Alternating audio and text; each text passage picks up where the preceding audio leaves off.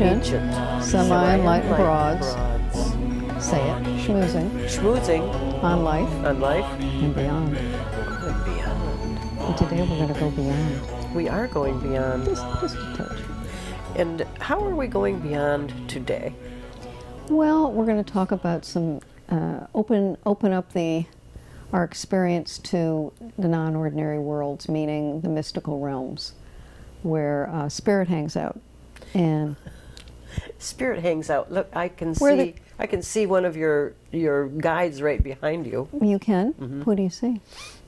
Quan Yin. Yes. I would say it's the second most important thing that ever happened in my life was meeting Quan Yin. It really gave me my life in many ways, my life as a teacher, excuse me, and as a medium. Do you want to hear about that? I'd like to. Okay. Well, in 1989, I went to Maui, and I owned an advertising agency at the time, and I was in a kind of not a great relationship, and I went to Napili Bay, which is very beautiful on the northwest shore of Maui, and I went in the ocean, and I've always been a little nervous about going too deep. We say in astrology that Scorpios are either really into water or they're afraid of the depth. And so I was kind of in between. And that day, for some reason, it was so peaceful in the bay. It was just that beautiful turquoise. And something in me said, go a little further out. Go near the reef. Go down onto the ocean floor. So I did. I didn't have a snorkel on or anything like that because I don't like that feeling against my face. And I just went down for a minute. I dove down. And I was there like 1 second. And this beautiful shimmering energy came toward me. And it was like something was blowing away from her, like a gown or veils, let's say. And really all I could see was this silky material in purples and blues, and it was just shimmering, but these incredible eyes. These eyes that held love in it on such an unconditional level. And I thought to myself, oh my God, it's a mermaid. I'm seeing a mermaid. This is so cool. And as I said in an earlier segment, I've been working with angels, etc., since I was a little girl, so I wasn't freaked out by it, but I didn't really know what to do. And as she appeared, as a she in this one, as this being came toward me, she leveled her eyes and looked into my eyes so deeply, with so much love, that every cell in my body relaxed. And I just looked into her eyes, and I could feel her transmitting and transmitting and transmitting. I didn't know, at that time I didn't know anything about any of this, really, about her world or anything. And I went up for air, and I went back down, and it was gone. So I kind of filed it under mysticism in my file of things, but I knew something had happened. And previous to that, I saw these symbols in my dreams that were Chinese characters, and I didn't understand what the heck that was. And I'd wake up in the middle of the night, my hands would be doing this kind of free-floating enso. Enso is a form of Zen writing, calligraphy, but they were Chinesey. It's really bizarre. And then I had a Chinese-American boyfriend. It was all kind of going into this thing. And so one day I was walking down the street a year later in Palo Alto, and there was this marble head in the window. And I looked in the face, and I started weeping because it was the exact same face I'd seen under the ocean. And I put my head against the glass, and I'm sure the guy thought, oh no, another crazy person, He comes out of his store and he says, what's going on? I said, well, what is this? Who is this? And he says, well, that's Quan Yin, the goddess of compassion. We call her the Bodhisattva of compassion. And we say she's the protector of women, and she's the great liberator. And some people feel she's the female emanation of Quan Yin, of Buddha. And I said, I don't need to know anymore. I'd like to buy it. And he said, well, this is a very old piece. It's been in a monastery for 200 years, and it's quite expensive. And at that time, I wasn't making very much money. Well, I was doing well, but I didn't know anything about saving. I was like, what, saving? Saving? And I still don't. Yeah, exactly. What's that? And I bought it, and I brought it home, and something just kept leading me, saying, okay, find something for it to sit on, put 12 candles around it, 12, I don't know why. And I just sat in the dark in my little cottage on Chanting, and I heard, come closer. So I got up, and I walked over to it, and she said, closer still. And it was a voice that I knew like I knew my own voice. Do you know what I mean? I do. It was, I thought, this is home. There's Yes. something happening here that's so, this is my soul home. So I put my hands on her cheeks and she just, the information just started coming through. Just coming through. And that's when I left my agency and invited people from Hewlett-Packard and Koala and all these different companies that I'd worked for as a writer, and said, will you come for a reading and I'll give it to you for free as a gift, and if you like it, I'll, and you will tell other people. So they started coming. That was in 89. And I just kept reading more and more about her and falling in love with her. And I say her, but you know, there's a third of the planet prays to Quan Yin every day. She's the most popular deity. I say she because she appeared for me as a female. Female. But she will take any form. She's what we call a shapeshifter in the non-ordinary worlds. And I don't know that Jesus wasn't that. I don't know that all of the ones that appear for us to help us, maybe they're the same one. And they appear the way we need to see them. I'm not sure. That'd be interesting. Yeah. I mean, that's a good conversation, yeah, really. you know, everybody's so vehement, it has to appear a certain way. For me, she's come in on a bear, on a dragon. I remember once when I was writing The Goddess of Fifth Avenue, and I was over in Maui, and I was so upset because I went to sit in front of this Bodhi tree where I first met her on the bay, and I thought, surely she'll appear and she'll tell me what this story is about. I sat on this little condominium deck and I was waiting in front of the tree. Nothing. I'm like, nothing. Where are you? Come on. As if you can say that to a goddess, right? Or a bodhisattva. Suddenly the tree lit up and the roots, everything, all the way up through the tree, all of her energy, this love just pouring out. You're watching in her face. Oh, so beautiful. And from that point, I wrote that book in 48 hours. Of course, it took many, many edits, but she just spoke the book right through me. And so I would say she's my queen sister. She's it for me in many ways. I've had many teachers, and I've been so blessed in my life. Thich Nhat Hanh being the second most important thing that ever happened in my life. But I see Thich Nhat Hanh as the emanation of Quan Yin, really. We all have, the important thing about Quan Yin is not about praying outside of yourself to an entity or a god or a goddess. It's about locating the experience of unconditional love and moving in the world from that space. That's what we call the Quan Yin energy. And so I love to teach about Quan Yin, and it's what I feel the great monks are doing when they're praying. I feel it's what Martin Luther King knew. It's that incredible sense of being here and now, and all you are is love. When these things were happening for you earlier in your life, did you think you were losing it? Did you wonder about yourself that some of these things were happening? Or did you question it? You know, the only time I question is when people made me wrong for them. Oh, okay. And it's been quite a ladder to climb, being called a psychic or a super, all this stuff that's been labeled for years on me. I know. There's because of the history of that, you know, and because our society is so scared of the other worlds. A lot of people aren't, but you know, for the most part, For some people are. You know, there's fear.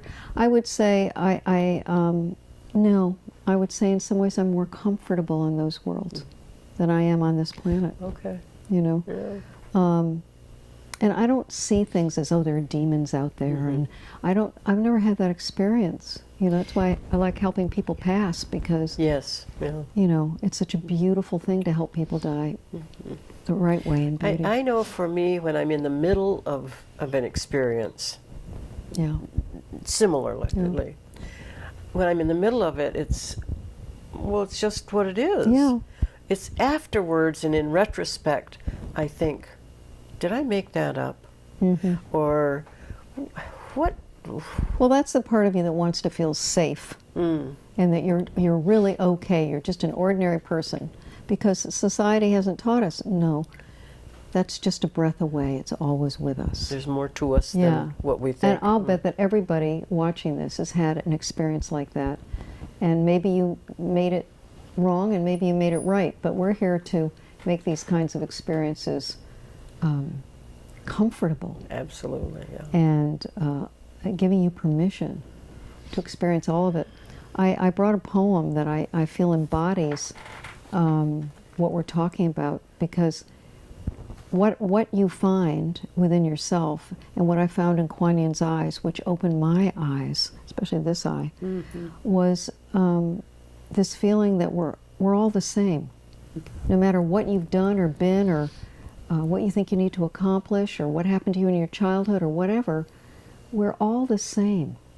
And that's really what compassion is. It's walking in another person's shoes and not being afraid to honor your own shadow nature or whatever's going on.